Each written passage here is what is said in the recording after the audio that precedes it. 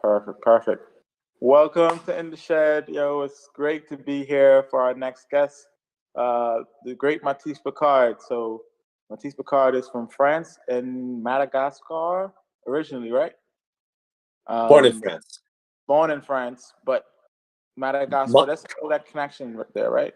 My mom's from Madagascar. Ah, there we go, there we go, there we go. Born in France, and it's been a pleasure playing with this guy in the New York scene. We've shared many stages together, and man, he went to Juilliard as well. And man, you're truly one of the piano players on the New York scene that I think that really is on that upper echelons of of players, man. It's just one of those things. So I appreciate you being a part of the scene, and I thought it would be a great idea to feature you today and talk about some music and talk about life. So started off, man. Usually this is in the shed, and what we like to do is, because it's all about getting in the shed, we like to talk about practicing, right? Like, how do you practice, bro? Like, what's your practice sessions like today, and like, how has it been when developing into your self? Man, Giveton, thank you for having me, man. I think this is so great, bringing the community together, and basically I feel like we're just continuing the conversations we already have anyway when we're out here on the road. We were just talking earlier, we were just in Eilat playing at the Red Sea, and it's interesting being on the road so much, because I think the beauty of playing the horn is that you have your horn and it's with you. It's close to you. You can probably play it before going to bed and waking up, like as soon as you wake up. And with the piano, I don't have that. If I'm on the road a lot, I don't have the luxury of actually having a piano to me to get my hands onto. So there's two different types of practices that I've been thinking about and like developing, if you want to kind of put it that way.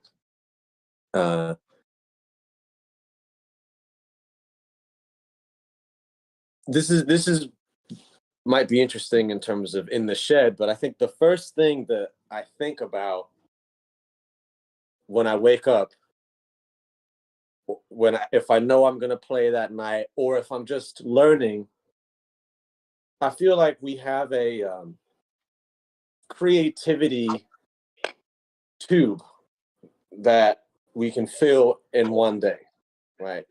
There's a certain amount of creativity that we can create in a day, right?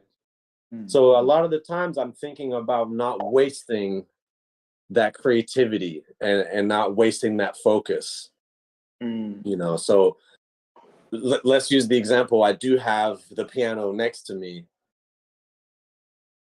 I'm not gonna just, what I used to do when I was younger is I used to just play everything I could possibly think of with no certain direction, and that's fun. Like, I think that's a really positive way to build a relationship with your instrument.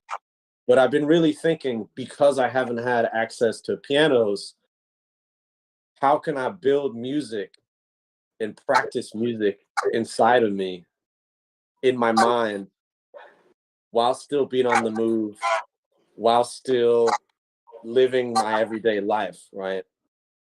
So that's the first thing I'm thinking about. Kind of, I guess, having a respect for the music, that it's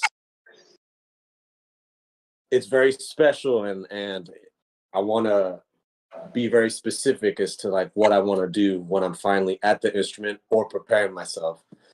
One of the ways I've been doing that is thinking about how music lives in the mind, how it lives in the soul, and how it lives in the body. I'm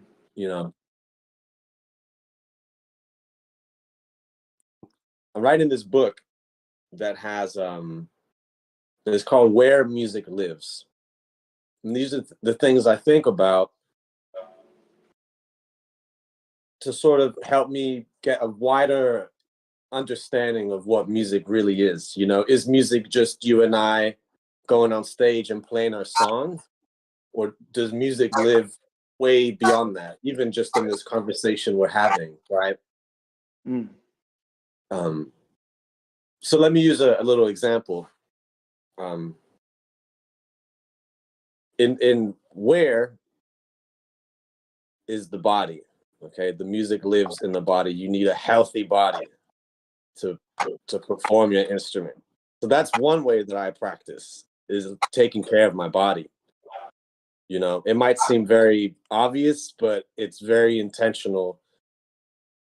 Trying to take care of my arms, of my back. I'm trying to make sure that the blood is flowing. Okay. The music also lives in the mind, right? I can be asleep in bed, not moving my body, but a whole bunch of music is on my mind. It's alive. It's, you know, it's just flowing everywhere. And of course, music lives in the heart always, you know. And I've been sort of thinking, if I were to try and think of music and how it can be divided up into the chakras of the body, right?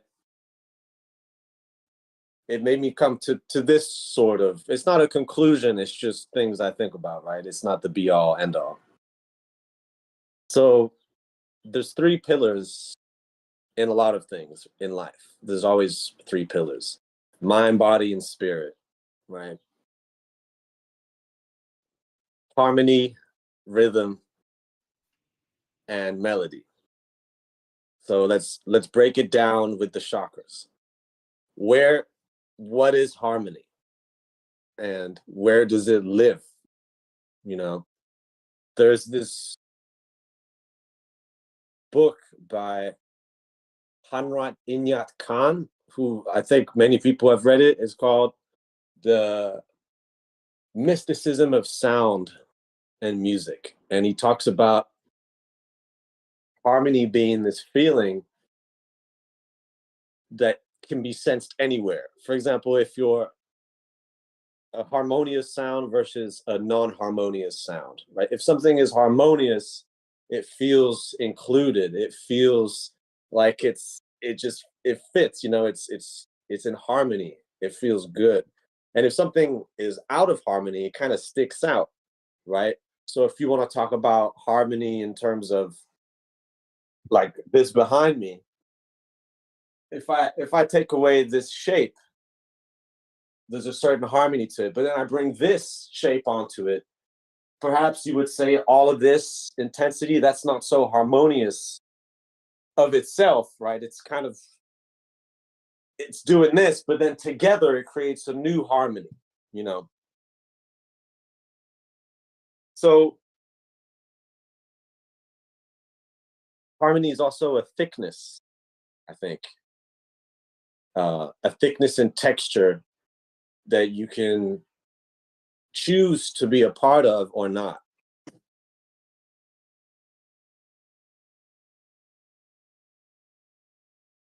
In thinking about harmony and preparing myself to playing music and being in harmony with people, I'm always thinking about my harmony in this exact moment with other people as a concept of what being in harmony means.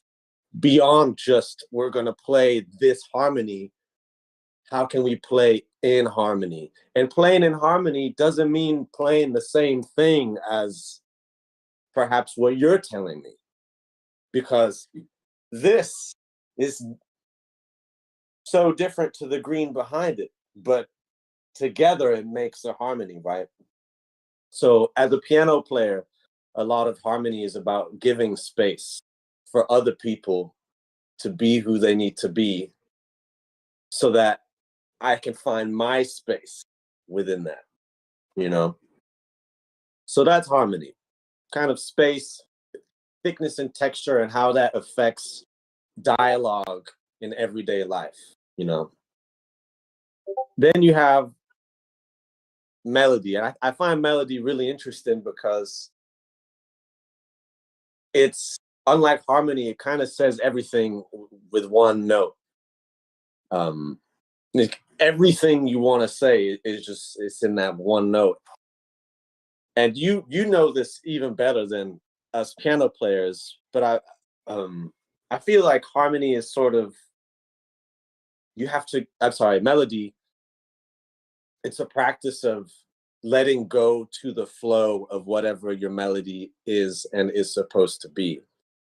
It's not really something you can force, and if you try and hold it back, it hurts too. It's as opposed to harmony that you can suggest a harmony in a conversation or in a song, depending on what the song is. But there's something about melody that's always the truth. It's always the absolute truth of where you're at or where I'm at in this moment. And since it's such a linear thing, it does, in terms of being more connected to my melody throughout the day, if I don't have a piano, I'm being very conscious of like the stream of consciousness of my voice throughout the day. Letting it, not interrupting myself, you know what I mean? Or not believing in myself, because I feel like behind melody is a faith that it means something. Faith that it can do something, you know, or sharing it is worth it. I feel like sharing melody takes a lot of courage. Meaningful, beautiful melody, you know. I know you know this. So let's keep going. Harmony, it's like dialogue and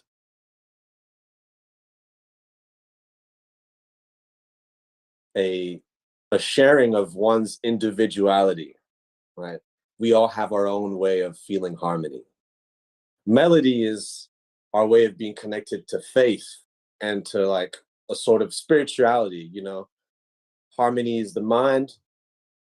Melody is our faith, whatever faith that is, you know, whatever way people want to get close to themselves and God and the cosmos. And at the end, rhythm obviously is the body, right? Our connection to the root, which is Mother Earth, you know. So you have these three pillars: harmony, melody, and rhythm, which is harmony, which is the study of your mind. Melody is the study of your heart. And rhythm is the study of your body. And interestingly enough, being aware for me of these things and trying to better those things in myself as a human being enriches the music, because music is really a reflection of all those things working together, right? And when I listen to music, that's kind of what I'm listening for as a result of the work that someone needs to do to get there, right? So that's just a general overview of what I've been thinking about. And then it goes much deeper into the chakras, how this is just for the sake of in the shed, right? Of philosophy, right? Harmony, this is, for me, is one of the most mysterious of pillars, musical pillars, because it lives in it satisfies a part of your body that is so imaginative. You know, it satisfies the mind, which is a very funny thing to satisfy, because I can't grab your mind, you know. So it lives in this very ethereal space. I find that melody is sort of in between, because in order to share melody, first you have to be connected to like your inner voice.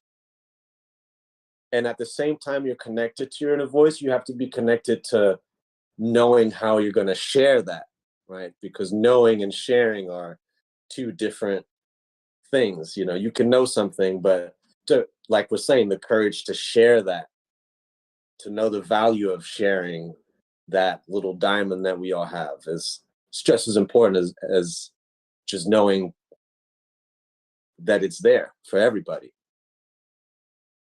And rhythm is on the other side of the spectrum. It's easy to understand because it's physical. Like, it's our connection to the reality of the world around us.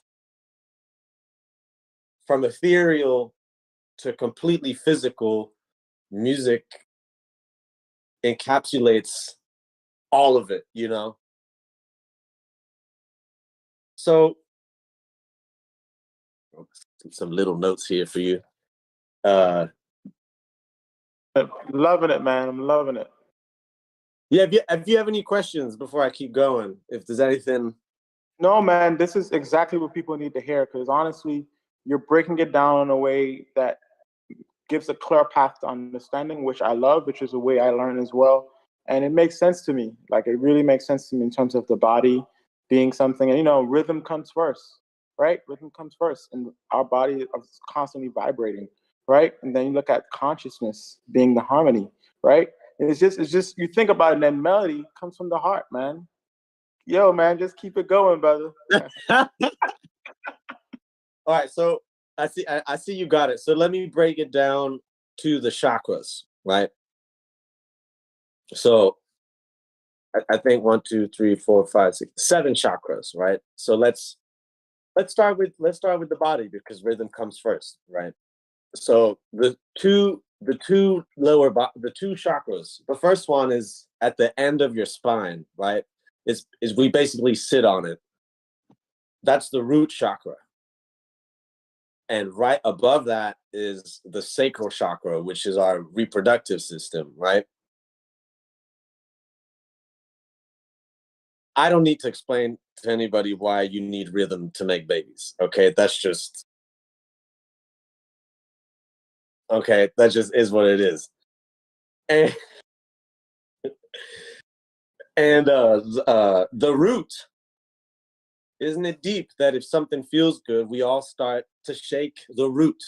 It's deep, you know. Our root is also, like I said, it's our connection to the earth, to the reality of where we are. We are human beings experiencing life, or rather, we are spirits in human bodies experiencing life on earth together. And the reason why rhythm is so crazy is because we all have a body, and we are all able to feel this pulse in different ways, whether at a high frequency or a low frequency. The rhythm guides how your blood is flowing through your body. If your heartbeat's gonna, go fast or slow. Also, the gut, I would say, is really in there too, in the body, in terms of the rhythm. There's something to be said about trusting your gut. They say that it's your second brain. How many times on stage or in life you're like, I'm just gonna go with my gut? That's a bodily sensation. Moving on up, back to melody. Like this actually, before I do that, no, I'm gonna keep going. So you have the sacral and the root. The heart chakra, which is right here, and the throat chakra is a way to see where melody, like singular melody, is held, right? You can't have two thoughts at once. If you have the one truth of your inner voice guiding you, it's just one voice. with breaths, right? The breath is part of the voice too. And when I was talking about knowing and sharing, that's why the throat chakra is in there, and why singers are so amazing is because when a singer sings, those two chakras are like, it's like a nuclear effect. It's like, I know, I share. I know, I share. And it's just, they're literally embodying what spirit is in that exact moment. With instrumentalists, the furthest, like piano is we can only use this as like an analogy, right? Because we don't create the piano's not gonna respond to this, but the trumpet does, which is so deep, because this is what we use to let people know where we're at all the time, right? So in the melody, which is really interesting, I know you've been talking about breath. You can't talk about melody or rhythm. You can talk about harmony in that way, but especially melody and rhythm, without talking about breath.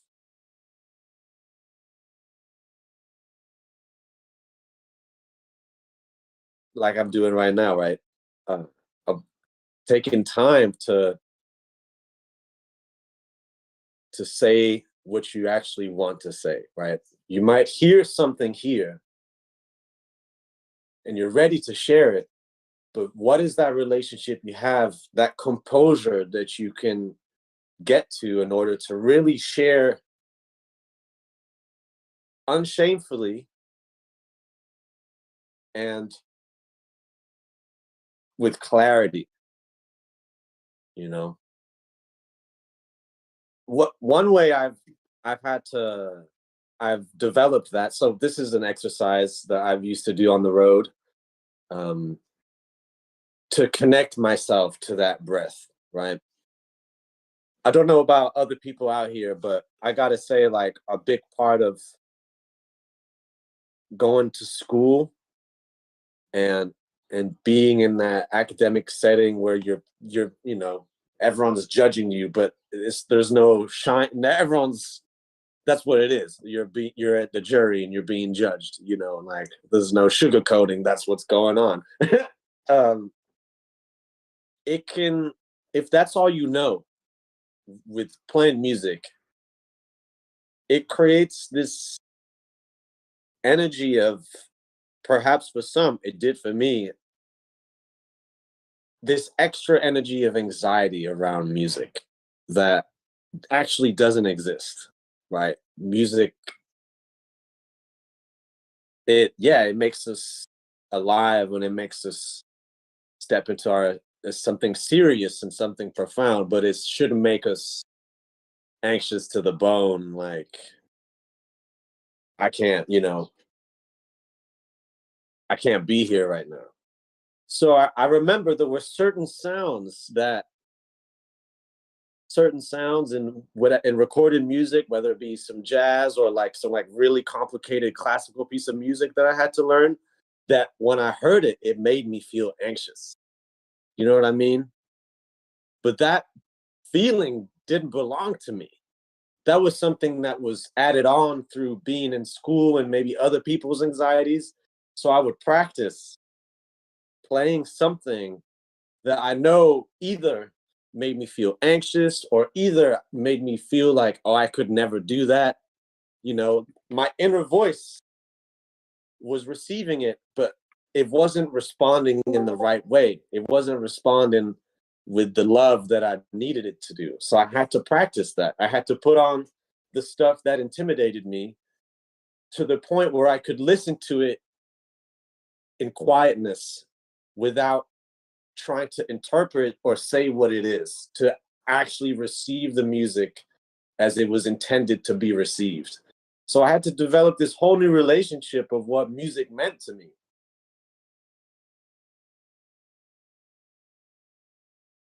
So listening and having a relationship with the breath helped me to not hear what I thought I was hearing or had to hear, but actually to just receive the music for what it completely was, right?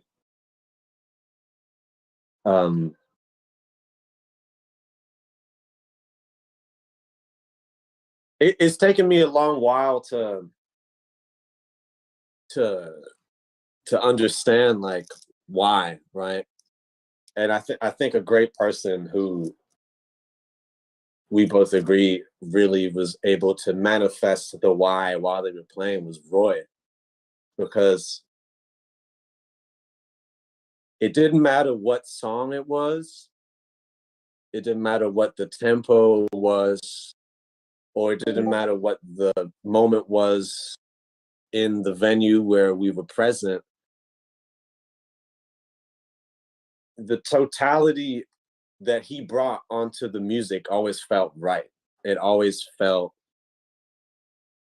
it just felt right. You know what I mean? Absolutely, man. So which takes me back to practicing. This right now, I'm giving like my ideas of practice without an actual piano. Things I'm thinking about throughout the day when I'm listening to music, you know.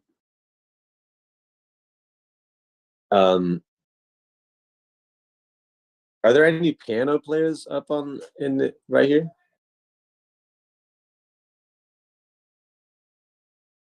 I'm not completely sure, but man, but I love the direction.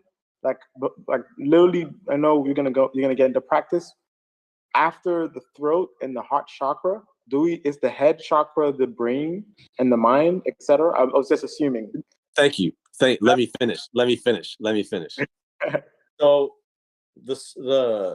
I'll do a quick little work my way up. Rhythm, right? For sure, right. For whoever's here. Yeah.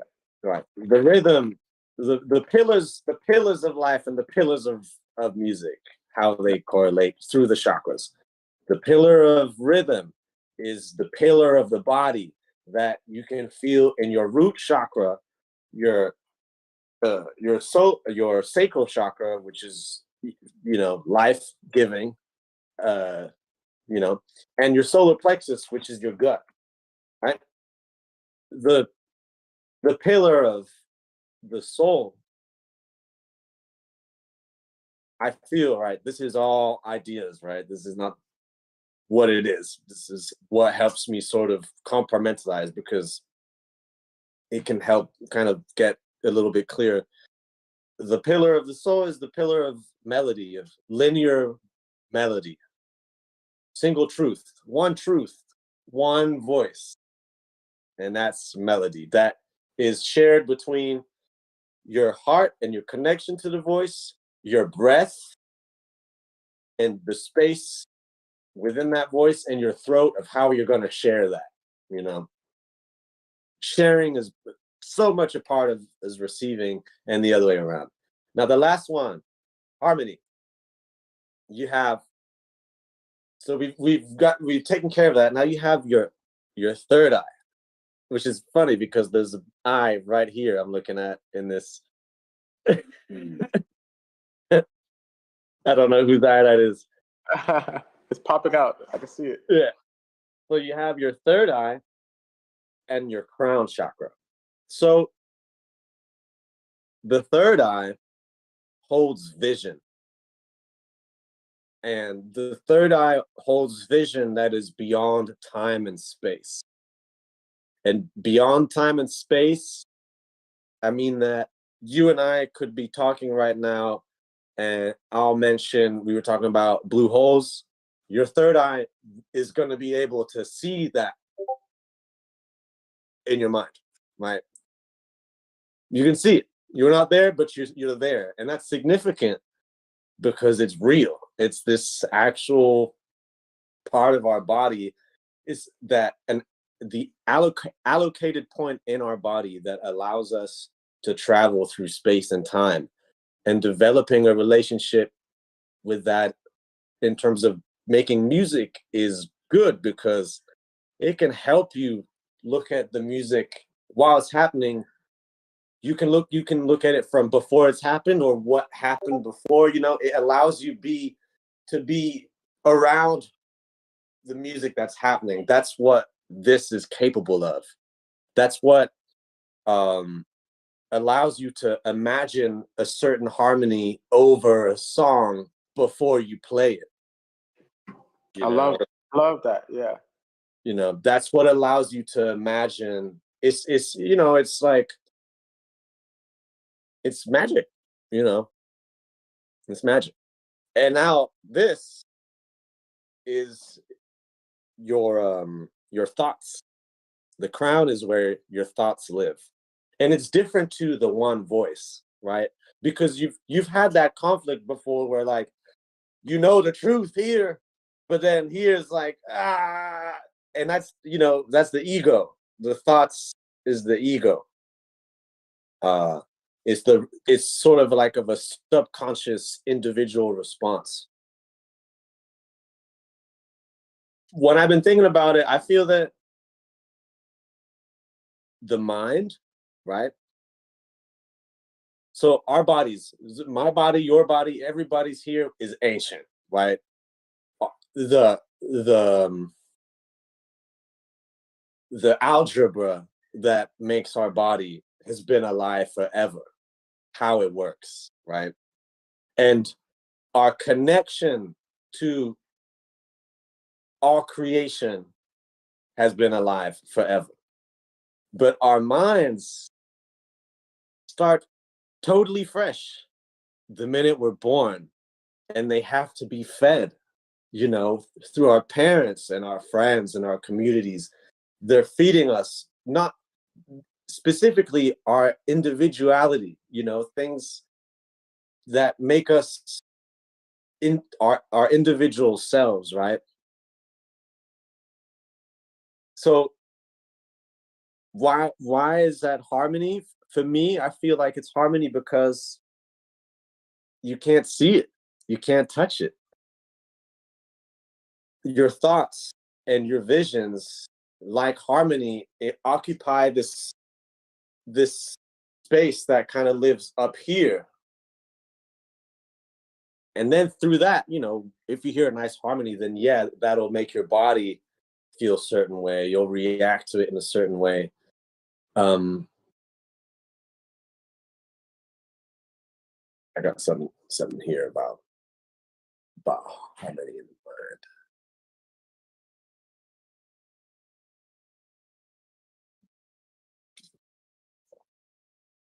Just to connect on that point, man, when you talked about how the third eye is like the imagination and how we can imagine things that are not currently happening. And I like the idea of that because when people are experiencing us and experiencing the music that we output, it's like we're taking them on that journey as well. And I love the ability of like how people would say after you play a show, I felt like you transported me to a different place.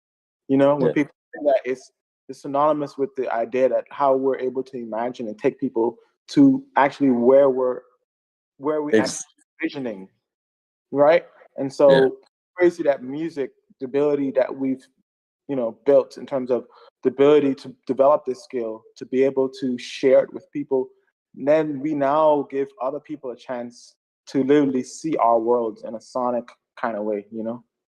That's right. It is that true. It really is that true. Like, whatever you want people to see while you're playing, or hope to, because obviously everyone's going to receive it and internalize it the way they are. Yeah, like, for example, when we're playing Blue Hole, I'm seeing the blue hole. I'm there. I'm in the ocean. I'm in that open space. So this is something that I think kind of helps put it together in a certain way. So we spoke about the mind, a study of harmony. Well, I think it's harmonious, right? I think it's individuality. I feel the spirit, the one voice, and I embody the rhythm. Right? There is, for each of those things, an objective and a subjective point of view, right? And so let's start with objective, right? What's happening on the totality, right? Start with rhythm again. There's an objective rhythm always. I guess in terms of music, more specifically, when you're playing a song, there is like a greater rhythm going on, right? There's a great rhythm. Even if one decides not to do anything, it's still happening, right? Same with melody. That's obvious. What is the song we're playing? Like, what is that objective melody that everyone is hearing? No one has to play it, but it is what we are all, like, our point of view, a point of reference, objective. And same with harmony. There's an objective harmony of whatever it is we're dealing with in that moment. What makes this music so fascinating is that it's a game of also adding subjectivity. And all right, this is the greater rhythm. Subjectively, I'm also feeling this. And people hearing that this against that is what people came to see. People came to feel that rub between the objective and the subjective. Because everyone is feeling the objectiveness of it. But a wonderful magician is able to, knowing that this objectivity has happened, to sort of paint not only their story, but a story. And so when it lands, people actually learned something. They actually learned something about values and decisions and connectivity that is really significant, you know? And when Wayne passed away, I was thinking about the jazz messengers. And for the sake of like this world we're living in, I was like, all right, let me just see what happens if I take the word jazz away. And I just listen to them as the messengers. What are they messengers of? Spirit. And Art Blakey used to say, from the creator through the body to the people. And that's the game everyone's always dealing with. Receiving, internalizing, and how am I going to share that? The constant thing. And that's happening with harmony, with rhythm, and with melody. And that's when a duality comes in. Exactly. Yeah. And it's really amazing to know that every human hears this. Like every person, whether they study music or not, is aware of what the grand objectivity is, at least in a musical performance. Everyone gets it. What's the underlining thing? And then what makes it magical is when you hear someone who's able to play with that with you and take you along.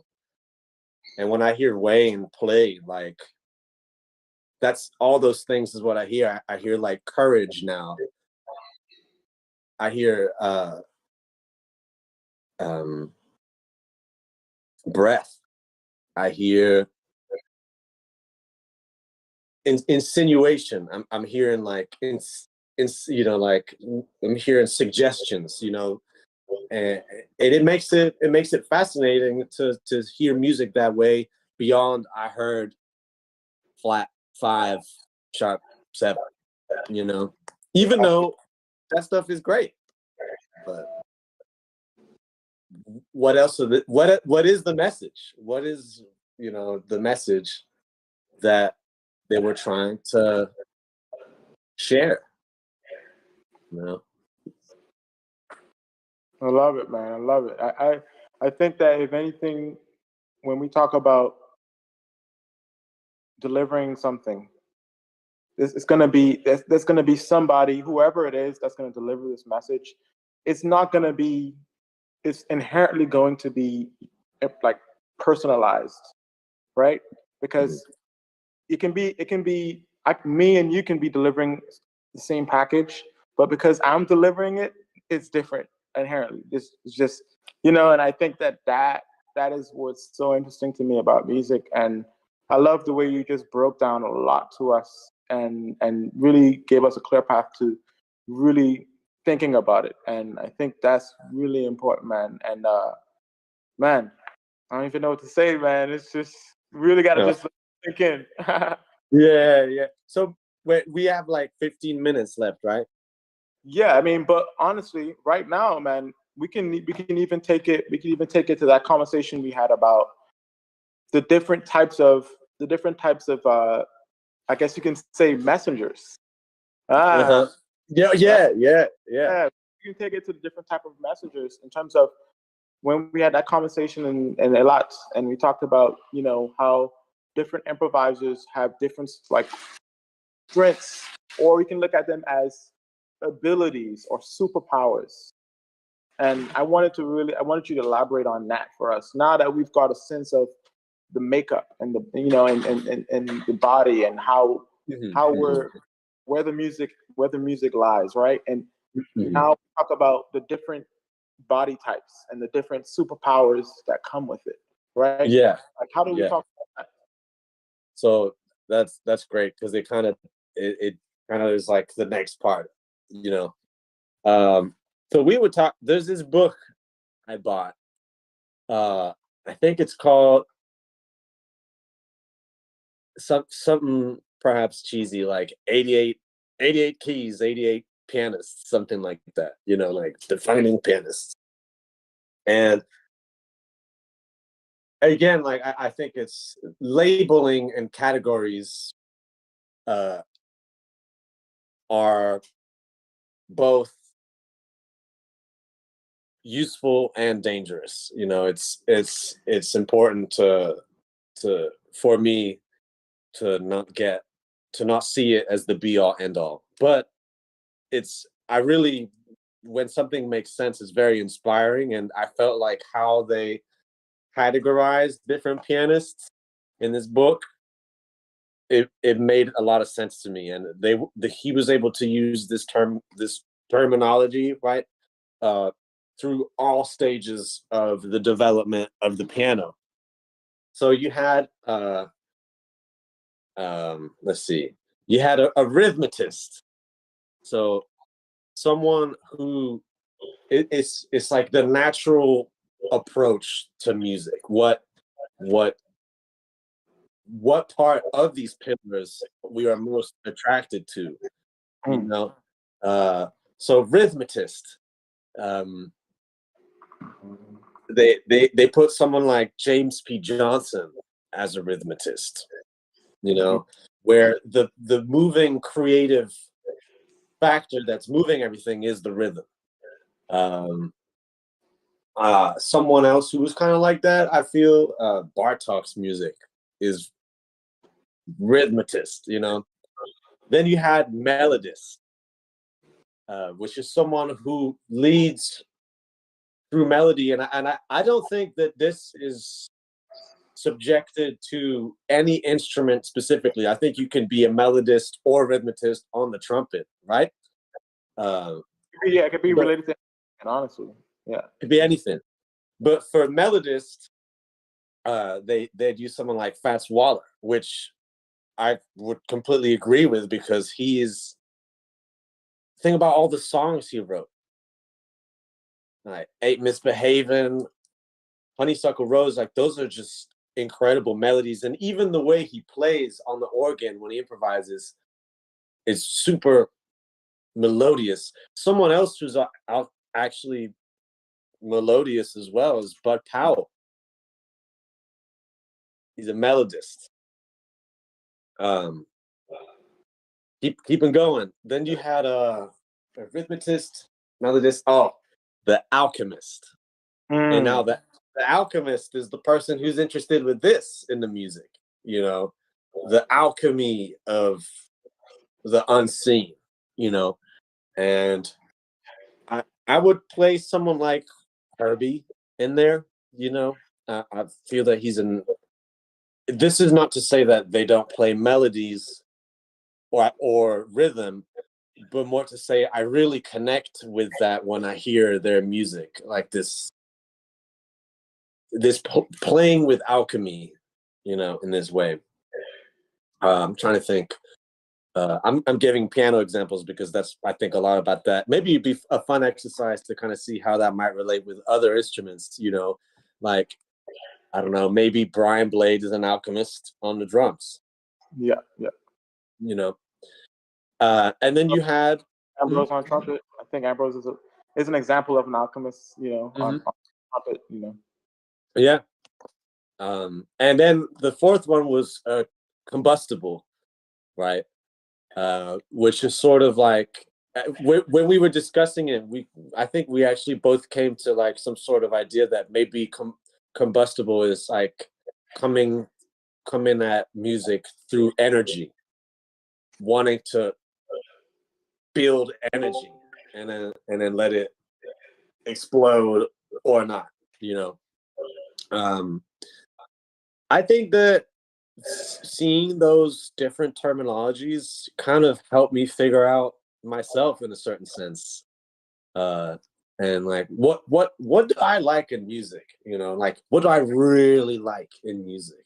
You know, and to step into that even more. You know, like obviously I love the harmony and I love the rhythm, but there is a part of me that I reach to when it's time to share and improvise that fits me the most, you know.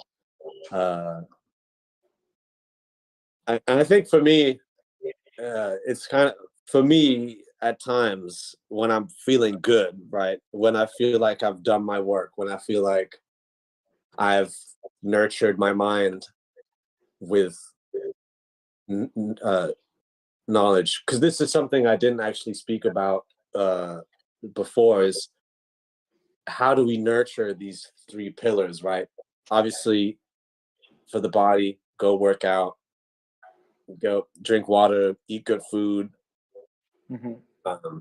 For the spirit, find some sort of spiritual practice, or be connected to the breath and ancestors, whether it's like family members and past family members.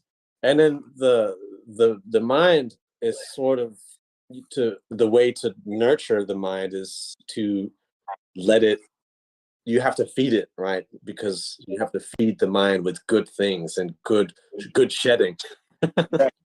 Yes. You know, for me, I maybe because I'm a Gemini and I'm like here and I'm there. I kind of feel closest to combustible, and that can be for the better or for the worse. But I love this feeling like energy is just building for it to share. But obviously, you can combust low or high in energy. I would actually, I think when we spoke about it, what did you feel your playing was? Do you remember? I think if anything, because like every time we're talking about this, I think that as musicians, we're constantly building our strengths in all these areas, but we do have a natural place where we do find or we gravitate to. And so like all the musicians we talked about, I think they all have strengths in all these areas that like as in rhythm, in melody, and what was the other one? Alchemy. Yeah, and alchemy. And so I think for me, I think I did say combustion though, because I think that I do deal with like harnessing energy and And I do try to play the horn that way. Like, you know, I try to go for, I guess every time I play, I try to really put all of my energy into it and have that also be one of the things that people feel on top of everything else. Yeah. So, yeah, man, I think it's a great, like how you said it.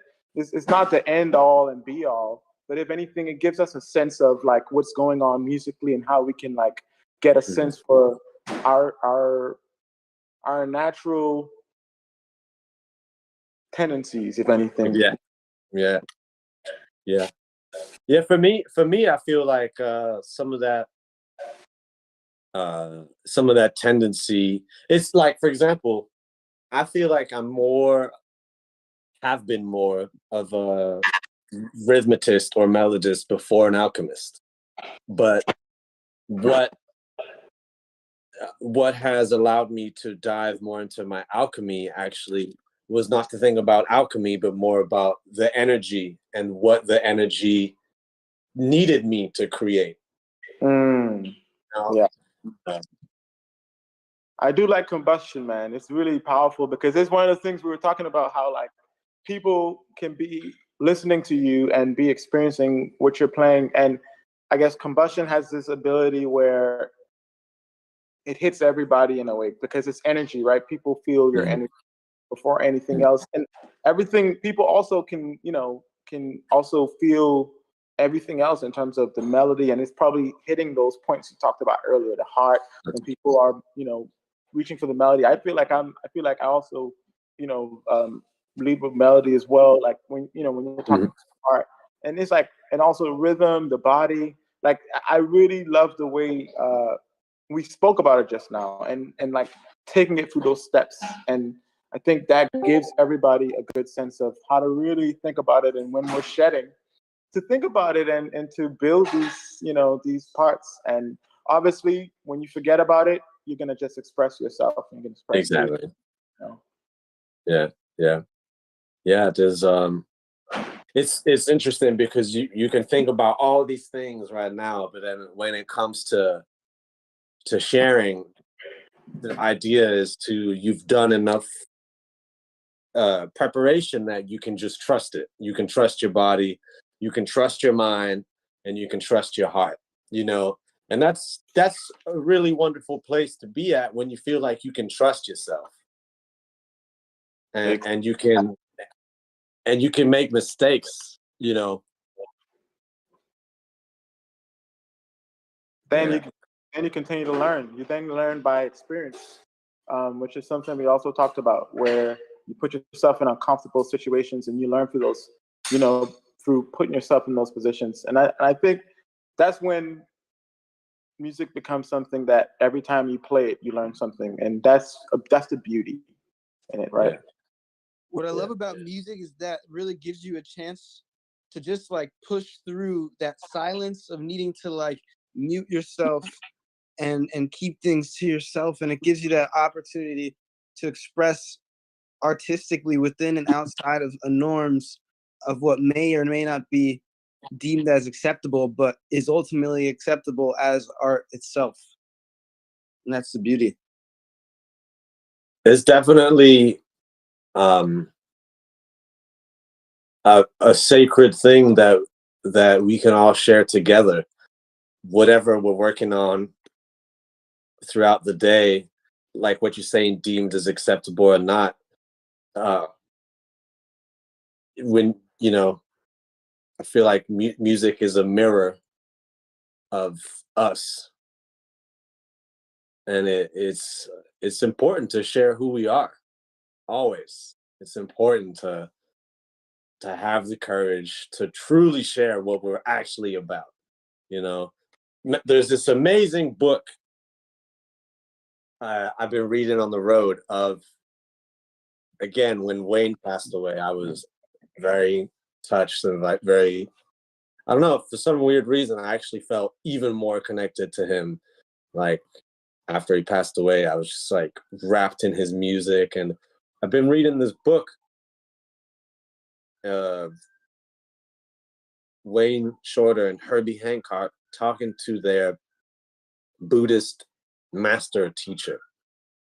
it's a conversation they're sharing about, I guess, Buddhism, but also about their lives and their mission. And, you know, obviously religion has its ups and its downs, you know. And so I understand some people's refrainment towards religion, but I always try and take the things that I feel are important, and there's always something important to take from whatever it is. Something I felt from their conversations that they're really on a mission. They're on a mission, and that mission exceeds something even beyond music of that performance of the day. Sort of like this mission to have the courage to bring goodness and truth through music, always, in adversity, in loneliness, and that quality, that like beautiful strength comes through in the music and allows other people to receive that when they witness it, so that they can be inspired to bring courage, truth, and love to whatever they're doing in their lives. And that mission that lives beyond style and genre is what I also felt they were doing. That's how they were able to do Weather Report and Headhunters and pop albums and Straight Ahead, and just, you know, they were able to connect with a mission that was beyond that, and that was about these pillars and why it matters. I recommend reading this book because What's the name of the book? The book is called Beyond. I think it's called Beyond Improvisation. It's on Google Books. You can get it for $7.99. There we go. Iron Man, bro, man, this has been like an amazing session, bro.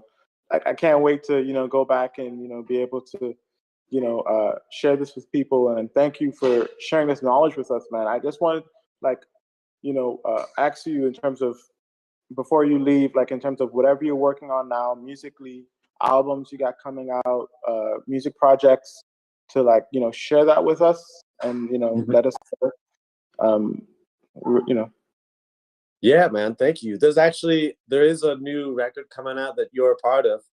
Yes, sir. And it's called The Heat of the Moment,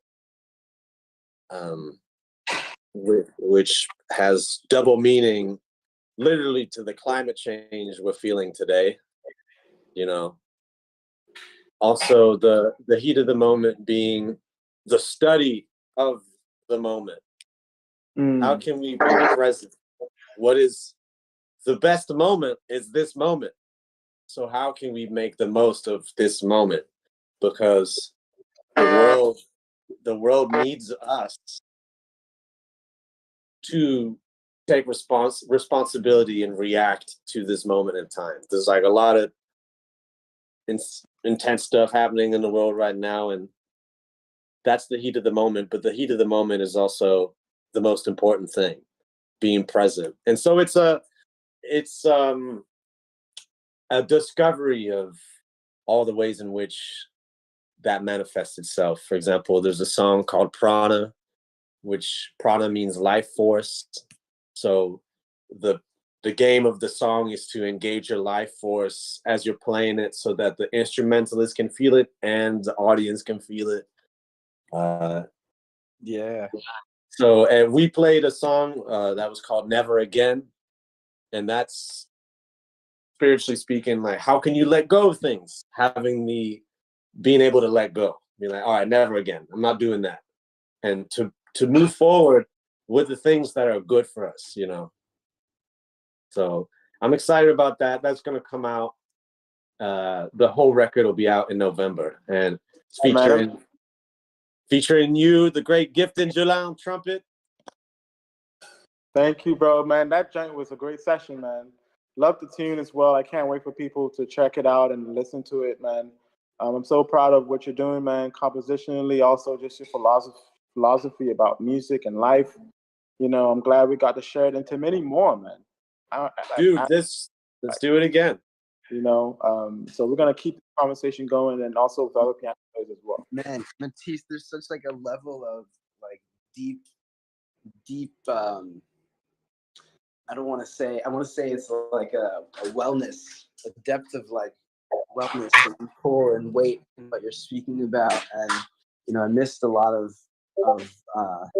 the dialogue, but do know a bit of like, you know, what the sort of context of the situation was, you know, sort of along the lines of, and you know, just seeing you, man, you look great and you look really Oh, thank you, bro. happy. And I just wanted to say hello, my brother. Thank you, man. I'm so happy to be doing this with you guys, and like you guys are doing it too, man. Building community and having those conversations. And let me know.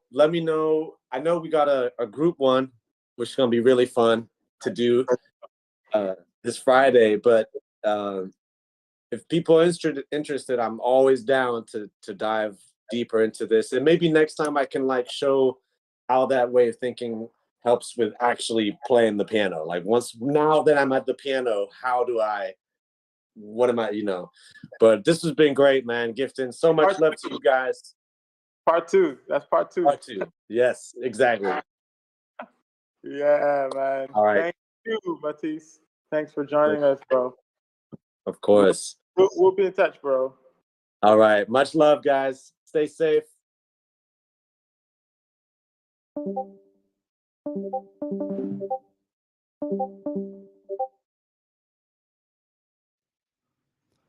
All right, everybody. That will wrap up that interview. Thank you, Mathis, for your time and your words of wisdom there. Guys, we're going to wrap up this session. Thank you guys for listening. Again, that was Giveton Gelin and Mathis Picard, pianist Mathis Picard, talking about some real heavy stuff right there. And stick around for the next one, guys.